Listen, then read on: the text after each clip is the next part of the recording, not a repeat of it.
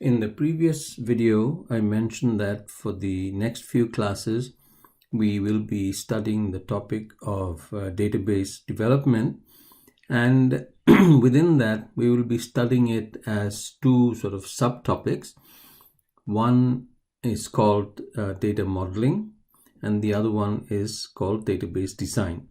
So in this video, we will take a high-level overview of what that process is, and we will take a look at what those two steps are, namely what does data modeling consist of, what does database design consist of. But those are high-level views, and we'll also take a look at the database development process, or the life cycle, if you will. So in this video, we will be looking at the what and the why of database development. In other words, what does it consist of, and why do we do it as two major steps, namely data modeling followed by database design. And after we've done that, the remaining classes and the remaining videos we will spend on how we go about doing those two steps. So remember those two tasks that constitute database development. By and large, there are other steps, but those are the two major steps, and those are data modeling and database design. So let's introduce the database development process using an example, and as we go through the example, we'll see what these two steps are that I just mentioned. Okay, so the example is that of an undergraduate university located in the Puget Sound region in Washington State. Let me get my pen in order here. Okay, good. So this is an undergraduate university, and it's accredited by the Northwest Commission on Colleges and Universities.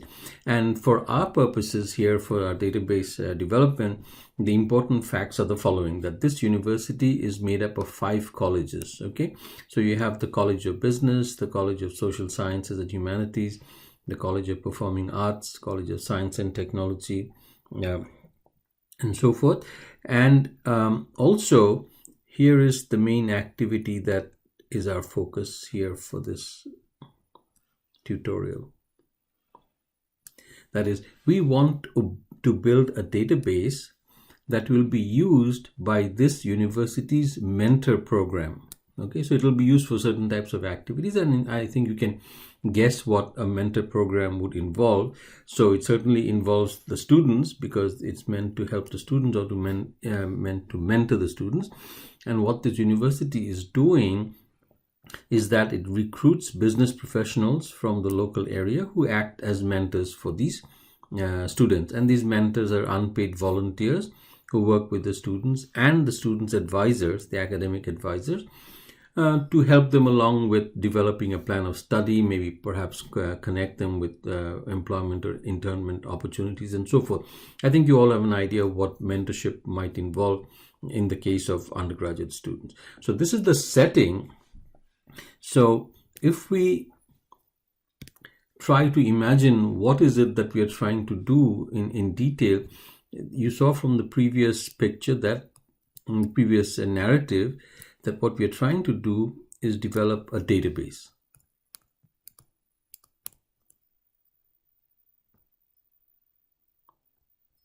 That will be used for mentoring.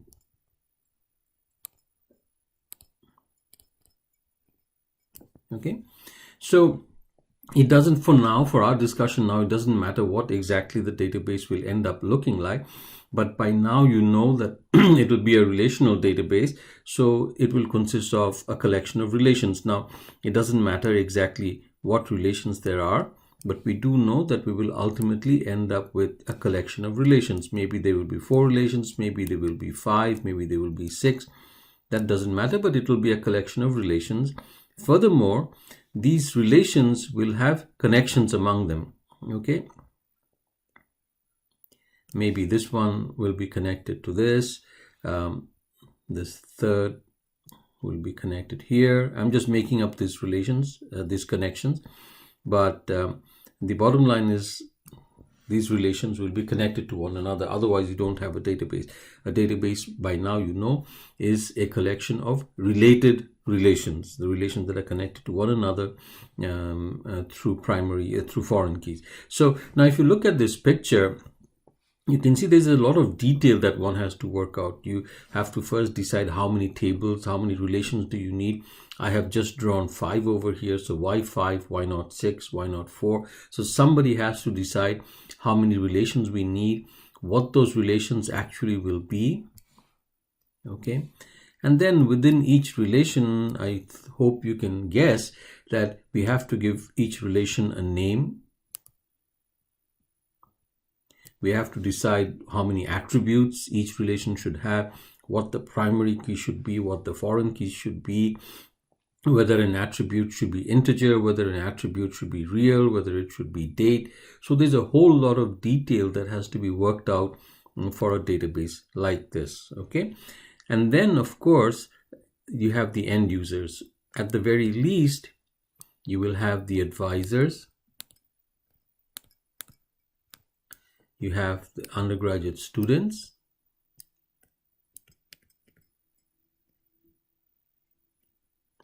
And you have the mentors, who are people from the local business community. So you have the end users. These are the people, this group over here. This group of people will use the database. They are the ones who will be interacting with the database. They will add content, they will delete content, they'll update content. However, they will not, how are they going to get access to the database? How they're going to reach it and work with it? There's usually an interface. Interface meaning there will be forms, there will be reports, there'll be queries. I mean, these end users couldn't care less whether you have 5 tables or 6 tables in your database. What they are seeing is they are seeing these forms, they are seeing these reports, they are seeing these queries. And it's through these forms, queries, and reports that one interacts with the database. So when you are designing, when you are doing a database development, you are developing this box on the right-hand side. Okay, and then once this box is developed, you go through this process of what is called application development, where the front end, where the forms and the reports that the end users see, those are designed, and it's through those interfaces, the forms, reports, and queries, that the end user interacts with the database. So you can see there is a lot of detail that has to be worked out between starting from this verbal description of the problem setting, starting from here, and then ending up with the relations and all the details that you see. So going from that A to B, you don't do it in one step, you do it in manageable steps. And that's what the development, database development process is all about. So in this diagram, we're trying to outline what is the process of getting from the initial problem setting to the final database design, this set of tables, primary keys, relations, and so forth. Okay. Now, so the first thing to see about this database development process, so this is, let me write down, is database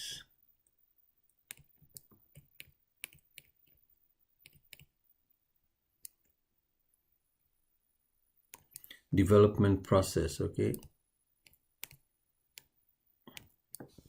So you don't go directly from the problem to your database. You don't do that. It's just too complicated to go in one stop, in one shot. So we do it in phases. This problem, this yellow cloud that you see, this problem domain, is the setting of this university. Okay, and to keep our discussion manageable, we have given a very brief description, just a few lines. Okay, in practice, this description will be quite elaborate. It may consist of tens of pages, hundreds of pages, depending on the scope of the problem setting. But you can see this process starts with the problem domain. So in our case, it's a undergraduate university setting with all its characteristics. Okay, so the first phase in database development is requirements collection and analysis. So that's just a fancy way of saying, what is it that you want to design? What are the details of what it is that you want to design, and how do we do requirements collection and analysis? I think you can guess how one would go about doing it. You would go back to the end users, the people who will ultimately use the database, and you ask them, what is it that you want? What kind of information do you want in the database? What kind of forms do you want? What kind of reports do you want? What kind of queries do you want? So forth. So you basically go back and forth with the end users, and you also try to learn something about the environment in which the database will operate. So you don't just talk to the end users, you try to find out about how the university operates. In other words, you try to find out what are called business rules. For example, to keep the mentoring process manageable, the university might have a rule that a mentor will not handle more than 4 students, just to keep the process manageable. Okay. And there might also be another rule that for every undergraduate student, there has to be at least 1 mentor and maybe 1 academic advisor, okay, to balance out the practice and the academic side of what the students need done. So those are all examples. They're simple examples of business rules. So you need to learn about the environment in which the database will also operate. So through all of that, you do your requirements analysis, you collect information on what needs to be done in terms of the database that has to be built. Okay. Once you have those requirements, you go through these 2 steps. These 2 steps are the main ones that we are focusing on for the next 4 classes. One step is called data modeling, and the second step is called database design. Okay, so at the end of the database design, and I'm not telling you what these 2 are, we'll get to those in just a couple of minutes, but at the end of the database design process, so this output for here in the green arrow over here, is the tables that you saw in that picture that I drew initially. So there's 5 tables with all the primary keys and foreign keys and all the attributes. That's what would come out at the end of the database design step. Okay, so in goes the requirements. The end users tell you this is the kind of information. They have no idea what a primary key is. They have no idea what a foreign key is. They simply tell you, we want information on students. We want to know their address. We want to know what kind of places where they could get internships from. So the way an end user who's not an expert in databases, how they would express their information needs, that's the input to the process. And then you, as the database expert, will go through these 2 steps, data modeling and database design. And the end of the design process, here at the end of the process, you come up with these tables, the relations and the primary keys, foreign keys, and all of those things. Okay, so so this is our focus for the next few lectures, data modeling and database design. Those are the 2 steps. But for now, let me complete the database development process. So getting the tables itself is not enough. You actually have to do database implementation. And during the implementation phase, you basically decide, are you going to use SQL Server? Are you going to use Oracle? Are you going to use Microsoft Access? What database management system will you use? What kind of hardware will you use? What kind of a server will you use? How much memory does it need? What kind of a processor does it need? Or do you need more than one server if your database is large? So there's a hardware side of that. Then, of course, you have to actually create the database from you have to actually put the tables into, store it on that machine, and then you have to populate the database. You have seen how to do this using SQL in your previous few classes. So database implementation actually means taking the database design and putting it on some piece of hardware and software. Okay, and after that, the last step over here is where you actually go about designing the reports and the queries. Remember when we did the requirements analysis, the end users told us what kind of form, what kind of reports, what kind of queries they need in order to interact with the database. That is what you'll be doing during this last phase over here. And that's after that you would need to train the end users also in how to use those forms and reports, and then the database would be operational and it get going, and you will get into the maintenance phase. So that's the overall database development process. And within this process, these two steps that we will be concentrating on for the next 4 classes. These 2 steps, one called data modeling and one is called database design. Okay, so let's quickly recap what these stages are. You have the requirements analysis stage. So during the requirements analysis stage, you interview the end users, you get copies of forms, reports, and queries, and get an idea from the end users what kind of actions, operations they want to do on the database. Okay, and from those requirements analysis, you, the database expert, you create something called a data model. Remember this? So the data modeling activity, this step, results in the data model. Okay, so you will do an activity called data modeling, which takes the requirements and puts out something called the data model. So the data model is the output of the, after analyzing the system requirements and doing the modeling. Okay, and then after you have the data model, you go through another process. The data model is transformed into a database design. So the database design, okay, here you're going through the design process, and out of that process comes the design itself. And what does the design consist of? I already mentioned to you, the design consists of the actual relations, the primary keys and foreign keys and whatever constraints there might be, the names of all the tables and columns, the data types and properties of the columns, etc., etc. Okay, so this is actually all the details of the relational database design itself. All right, and then to complete the process, remember, after database design, we had implementation and operations, and operations phase. So what do those consist of? So during the implementation stage, the database is actually constructed and filled with data. Just by having the design is not enough. You have to put it on a piece of hardware. You have to decide what database management software you want to use. The queries and the forms and the reports have to be created. Perhaps you have done some simple types of queries and reports in MIS310 using the graphical interface, the wizards, a design wizard within Microsoft Access. In practice, application programs have to be custom written in order to interact with the database, and oftentimes entry-level positions for people who want to work in the area of databases, entry-level positions often consist of writing these application programs.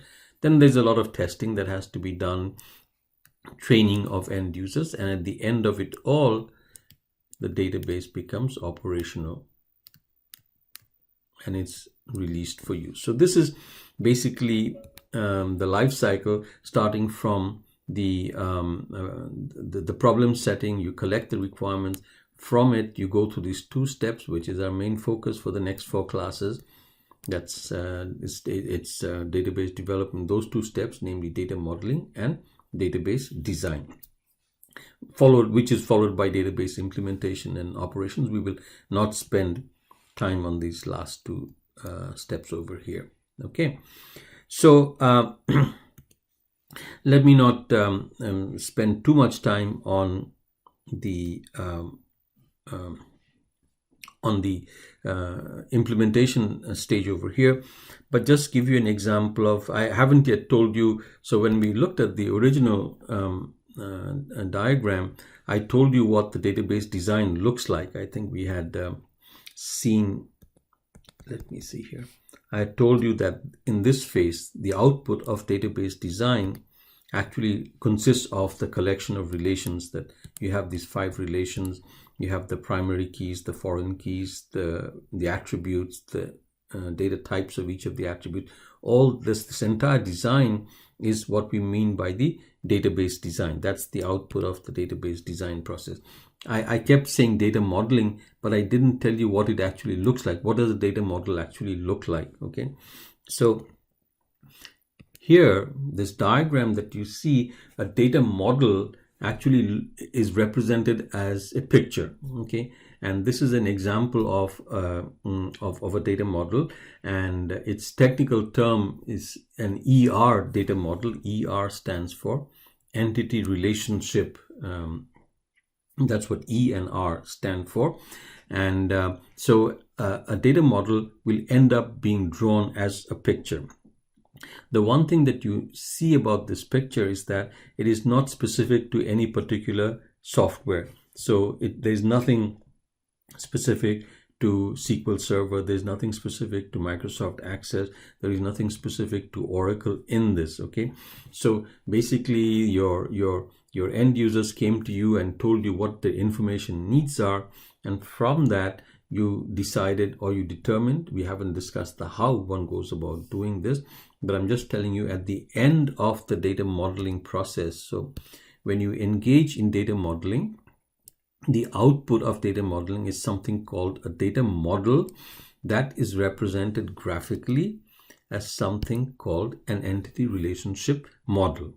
Okay, so for the next couple of classes, our objective will be to learn something about this entity relationship model. So by now you know that this data model is represented as a picture. This entity relationship model is represented as a picture. What we have to learn is what are the symbols that are used in this picture. You can already see that this picture consists of boxes and lines of various types. The lines have names on them. For example, you can see these two lines have names on them. You can also see that these lines have some symbols at the end, at the two ends. These boxes have names. These boxes have some labels and some names within them. What do those things mean? So basically, we'll try and understand what these symbols mean, and then of course, once we understand what these symbols mean, we will go about and try to learn the more difficult task of how do we take the requirements, do the data modeling, and come up with that picture. How do we come up with that picture from the requirements? That's the more difficult part, and that's what we will discuss in the first next two classes through several videos like this.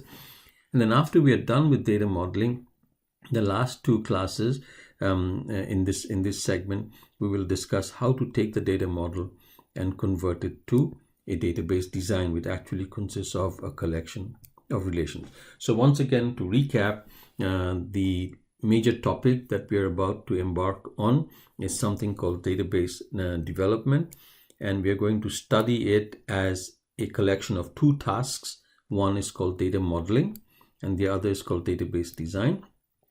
The purpose of data modeling is to take the information requirements and convert them into a data model, and the way the data model is represented is something called an entity relationship model, and that's the subtopic that we're about to look at next.